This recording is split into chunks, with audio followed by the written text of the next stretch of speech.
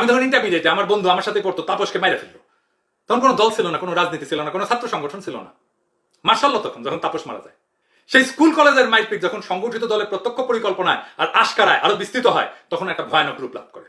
একটা প্রবাদ আছে না, বাংলায় সব মাছে গু খায়, ঘাউড়া মাছের নাম হয়। আসসালামু আলাইকুম। সব মাছে গু খায়, পাঙ্গাস মাছের দোষ হয়। প্রবাদটি খারাপ শোনা গেলেও, ভাষাটি খারাপ হলেও বোঝানোর স্বার্থে এটি বলা হলো। সুপ্রিয় দর্শক, বাংলাদেশের সবাই মারামারি করলেও শিবিরের দোষ হয়। শিবির রক কাটা, শিবির সন্ত্রাস, বিভিন্ন ব্লেম শিবিরের পরে আসে। অথচ মারামারি কিন্তু সবাই করে।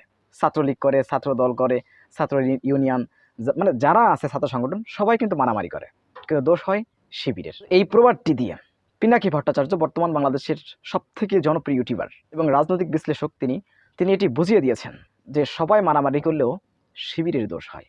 সুপ্রিয় দর্শক, চলুন তার মুখ থেকে আমরা জেনে আসি। আমি তখন ইন্টারমিডিয়েটে, আমার বন্ধু আমার সাথে পড়তো, তাপসকে মাইরে ফেললো। তখন কোনো দল ছিল না, কোনো রাজনীতি ছিল না, কোনো ছাত্র সংগঠন ছিল না। মার্শাল্ল তখন যখন তাপস মারা যায়। সেই স্কুল কলেজের মাইরপিট যখন সংগঠিত দলের প্রত্যক্ষ পরিকল্পনায় আর আশকারায় আরো বিস্তৃত হয়, তখন একটা ভয়ানক রূপ লাভ করে। একটা প্রবাদ আছে না, বাংলায় সব মাছে গু খায়, ঘাউড়া মাছের নাম হয়। সেরকম শিক্ষা প্রতিষ্ঠানে সবাই বিশাল আকারের মারপিট করলেও নাম হয় শুধু ছাত্র শিবিরের। আর কেমন করে হয় আসেন সেটা একটু দেখি। আসেন আমরা দেখি প্রথম আলো কিভাবে টাইটেল করে যদি ছাত্রলীগ সন্ত্রাস করে। আসেন আমরা আরো একটা সংবাদ দেখি প্রথম আলো থেকে। আসেন আরো একটা সংবাদ দেখি। দেখেন সংবাদ প্রকাশের ধরন দেখেন, একটা প্যাটার্ন দেখেন। ছাত্রলীগ যখন সন্ত্রাস করে তখন সেটা সন্ত্রাসের অভিযোগ, আর যখন শিবিরের বিরুদ্ধে অভিযোগ আসে তখন সেটা হয়েছে সে বিষয়ে প্রতিবেদক নিশ্চিত, একেবারে মনে হয় উপস্থিত ছিল। শুধু নিশ্চিতই না, সে তার জাজমেন্ট সংবাদের মধ্যে ঢুকাই দিছে। কোন সংবাদ প্রকাশের আগে অভিযুক্তের বক্তব্য নিতে হয়। ছাত্রলীগের বিরুদ্ধে যে অভিযোগ সেই সময় বক্তব্য নেওয়া হয় ছাত্রলীগের, কিন্তু শিবিরের বিরুদ্ধে যে অভিযোগ সেই সময় শিবিরের বক্তব্য নেওয়া হয় না।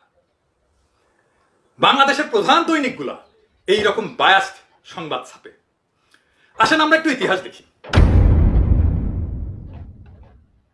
আমি তো রাজশাহী ছাত্র ছিলাম, তো রাজশাহী বিশ্ববিদ্যালয়ের একটা ইতিহাস দিই। রাজশাহী বিশ্ববিদ্যালয়ে আমার হিসাব অনুযায়ী স্বাধীনতার পর থেকে মারপিটের বলি হয়েছে 24 জন ছাত্র। এর মধ্যে ছাত্র শিবিরের 16 জন, ছাত্রলীগের 5 জন, ছাত্রদল, ছাত্র মৈত্রী, ছাত্র ইউনিয়নের 1 জন করে। আহত হয়েছে 3000-এর মতো। মার খাইছে সবচেয়ে বেশি কে? শিবির। মারাও গেছে শিবিরের কর্মী সবচেয়ে বেশি। তো রাজশাহী ইউনিভার্সিটিতে ছাত্র শিবিরের সাথে এই মারপিটের শুরুটা কিভাবে জানেন? 1982 সালে শিবির নবীনবরণ করতে গেছিল। সেই নবীনবরণ শুরুর আগেই প্রগতিশীলরা দল বাইন্দা ঝাঁপায় পড়ে শিবিরের উপরে। অপ্রস্তুত অবস্থায় মার খাইয়া 4 জন শিবিরের কর্মী নিহত হয়। 4 জন সংখ্যাটা ফেলে দেওয়ার মতো না। শুরুটা করলো কে? শিবির করছে নাকি প্রগতিশীলরা করছে? এবার আমাদের বুঝান যে শিবিরের এরপরে কি করা উচিত ছিল? হ্যাঁ, ওই শ্রীচৈতন্যের মতো বলবেন মেরে সকল শিল্প না, তাই বলে কি প্রেম দেবো না? মাইরের পর মাইর খাওয়া দেওয়া নাকি প্রতিরোধের এবং প্রয়োজনে প্রত্যাঘাতের সামর্থ্য অর্জন করা? কোনটা রাজনীতি? মাইর প্রতিরোধ করছে এবং প্রয়োজনে প্রত্যাঘাতের সামর্থ্য অর্জন করছে। সেটা শিবির করছে, পাল্টা মার দেওয়ার সক্ষমতা অর্জন করছে। তখন কান্দে, এখন কান্দাকাটি শুরু হয়ে গেছে। তো শুরু করার সময় মনে ছিল না যে এক সময় পাল্টা মাইর খাইতে হতে পারে?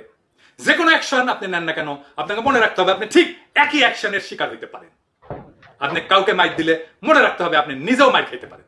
ওই যে গান আছে না, হ্যাঁ, হয়তো কিছুই নাহি পাবো, তবুও তোমায় আমি দূর হতে ভালোবেসে যাব।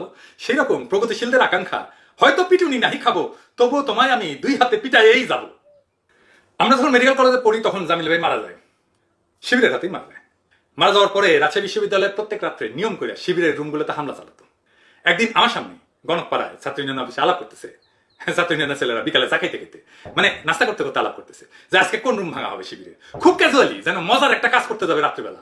মেজাজ খারাপ হয়ে গেল। আমি বললাম, আপনারা মেডিকেল কলেজের আগুন ইউনিভার্সিটিতে নিয়ে যেতেছেন কেন? আর এই আগুন থেকে তো আপনারা রক্ষা পাবেন না। তাই হইল, শিবির সংগঠিত হয়ে এমন কঠিন মাইর দিল যে প্রগতিশীলরা ইউনিভার্সিটি ছাড়া হয়ে গেল, আউট হয়ে গেল। এইবার আসেন দেখি। সুপ্রদর্শক, পিনাকি ভট্টাচার্যের এই বক্তব্যটি কতটুকু যুক্তিসঙ্গত বলে আপনারা মনে করেন? অবশ্যই আপনাদের মূল্যবান মন্তব্য কমেন্ট বক্সে জানাবেন। সবসময় সত্য নির্ভর তথ্য পেতে স্বাধীন বাংলা ইউটিউব চ্যানেলটি সাবস্ক্রাইব করে আমাদের সাথে থাকুন। আসসালামু আলাইকুম রহমতুল্লাহি ওয়া বারাকাতুহু।